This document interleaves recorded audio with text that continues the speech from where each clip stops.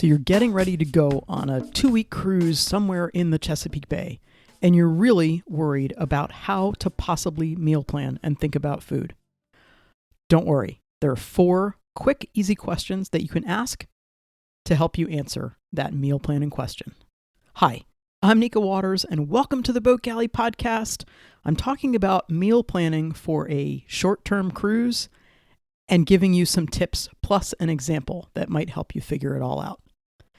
Today's episode of the Boat Galley Podcast is sponsored by FastSeas.com. Plan your next passage using FastSeas. Whether you are after speed or comfort, FastSeas will find the optimum route to your destination. FastSeas, making weather routing simple. Use coupon code GALLEY, that's G-A-L-L-E-Y, for an exclusive 10% discount. FastSeas, making weather routing simple. That's FastSeas.com. The first question that people ask when they're talking about provisioning or food for a boat is, what should I buy? And then pretty quickly on the heels of that is, how much should I buy? Followed not too far by, how do I meal plan? I'm going to tackle this third question in today's podcast. When I think about cruising and meal planning, there are 4 questions that I ask myself. First of all, are there any special events that you need to think of? And these special events might include things like you don't have access to stores for a while, or you're heading out on passage. You're going to have guests aboard, or you've got all-day excursions ashore, or you have celebrations. So any special events that are coming up or that will be a part of your cruise need to be taken into account. The second thing to think about is, what's the weather? If it's sunshine and hot, you're going to be eating differently than if it's rainy, wet, and cold. So think about the weather and what it's going to look like for your cruise. The third question is there anything that I have that I need to use up?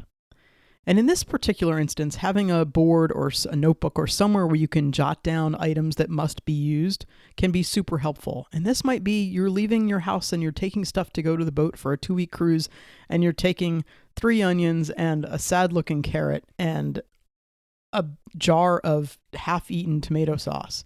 Having a place where you can just think about those things is really, really useful, long-term cruising or short-term cruising. And the fourth question is, can I actually shop in the places that I'm going?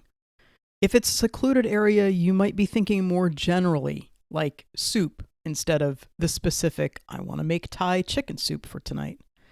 And if you're in an area with access to better markets, you can be more precise with your list. You can be precise with your list in the first time, but you have to be ready to be flexible with that because you may not have the items that you're looking for. An example that is not particularly current in terms of the dates, but just roll with it. October 1st through the 15th, a 2-week cruise of the Chesapeake Bay from Deltaville to Annapolis and back. Special events I'm thinking about. We'll have 1 overnight, maybe 2, although those 2 overnights will not be in a row, depending on the weather.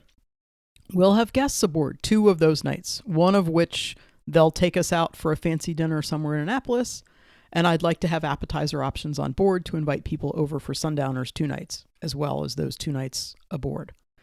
Cheese and crackers, olives and veg, hummus, always easy and delicious. Those will definitely go on my shopping list. On Saturday, October the 6th, we'll be at the boat show all day, so we'll want something super easy, not labor intensive to eat after we come back. And yeah, we'll want to have a couple of bottles of bubbly on board for celebration and just because it's really nice to be in Annapolis around boat show time.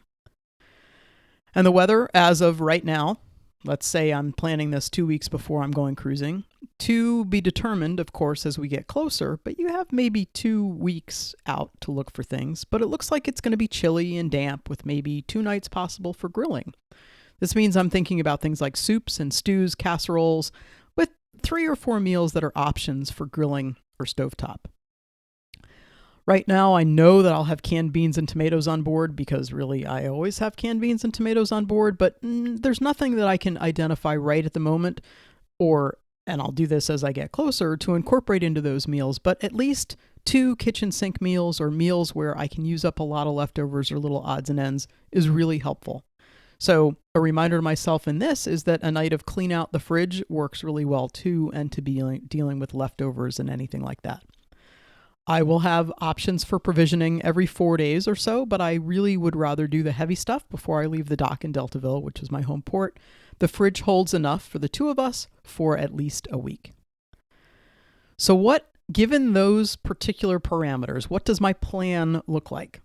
Well, October 1st through the 7th, dinners will include things like split pea soup, pasta with garlic, jerk chicken with rice and beans, that's dinner for 4 people, a Thai veggie curry, cream of broccoli soup, fajitas, Mexican lasagna which is my way of doing any leftover bits, throw it in together on top of tortillas with some cheese and salsa.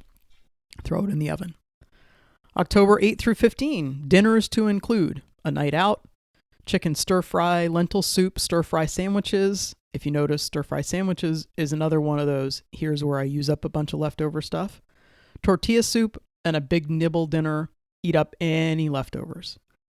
In this plan, I have breakfasts of cereal or toast, obviously coffee, maybe eggs, and lunches are leftovers or sandwiches.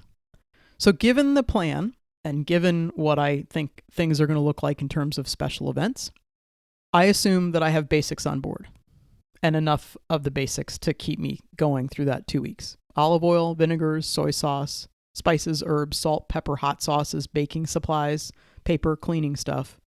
Your basics may look different than mine, but I'm giving you an example. Probably things that will need replenishing partway through this cruise will be on the terms of dairy. And not everything on the dairy list needs replenishing, but given what I think I want to eat, I'm looking to carry butter, half and half, some milk, that can be powdered milk or milk that I could put in the fridge, a container of orange juice, which normally we don't carry on board, but sometimes that's nice as a treat, some eggs, those don't need to be in the fridge, a big block of cheddar cheese, some Monterey Jack cheese, and a small thing of sour cream. Fresh produce, again, probably will need to replenish as I go along. Onions and garlic, ginger, carrots, red peppers, jalapenos, broccoli, tomatoes, apples, limes, lemons, bananas, cucumbers, zucchini, cilantro, new potatoes, avocados, lettuce, and cabbage. Fresh meat.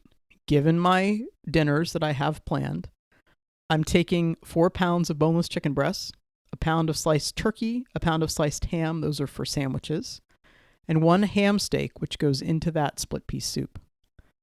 Canned long life items, a pound of split peas, some red lentils, 2 pounds of pasta, 2 cans of black beans, 2 cans of kidney beans, rice, chicken broth, which is either in can form or the concentrated better than bouillon little jars, salsa, bamboo shoots, water chestnuts, 2 cans of diced tomatoes, 3 cans of evaporated milk, diced chilies, stewed tomatoes, 1 can of garbanzo beans or chickpeas.